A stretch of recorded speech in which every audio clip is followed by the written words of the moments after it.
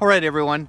So we just got this Valerian. We're pulling the Valerian out of the ground, and I'm not exactly sure. I've never worked with Valerian before, so I'm not even too sure what sort of a root structure to look for.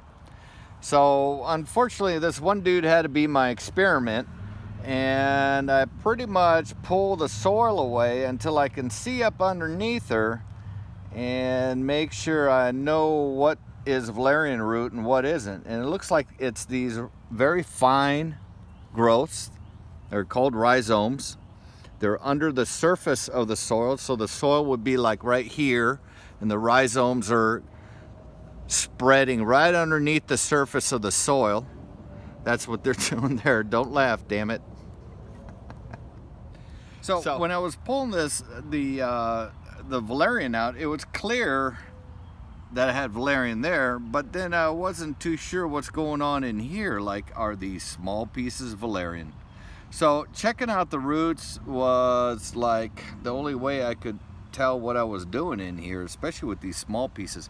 But I think this is a little cluster of Valerian too. We'll probably plant that a little bit to the side. Let's get the stuff into the ground. Hey, wake up!